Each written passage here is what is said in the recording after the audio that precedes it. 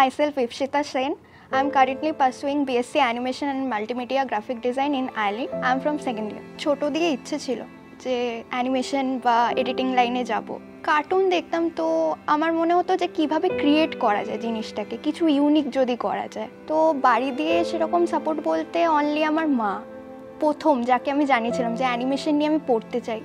দেন তারপরে বাবাকে বললাম যে এইভাবে করে, লাইক অ্যানিমেশন জিনিসটা কী and all.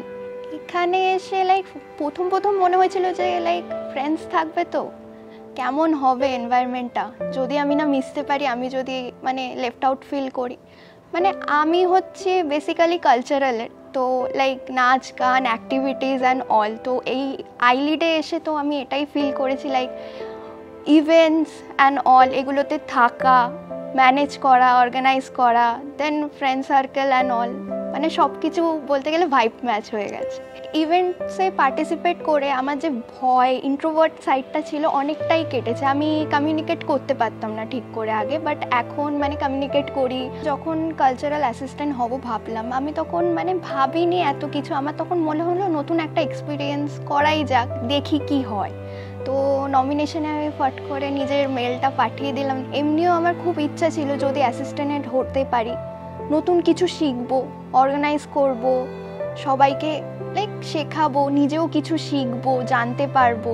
First of all time management, যেটা খুব আমার ইম্পর্টেন্ট মনে হয়। তো লাইক আগে এতটা ছিল না, লাইক ওই লেজিনেসটা কাজ করতো, বাট এখন টাইম ম্যানেজমেন্টটা খুব হয়েছে, লাইক টাইমে ঢুকতে হবে, টাইমে আসতে হবে, এই জিনিসটা। অ্যান্ড সেকেন্ড হচ্ছে like overall work set up.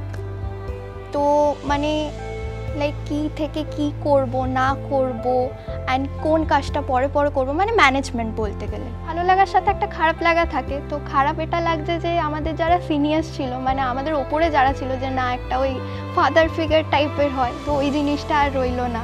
And second হচ্ছে যে কলেজটা ছেড়ে এবার যেতে হবে, এন্ডিং টাইম চলে এসছে।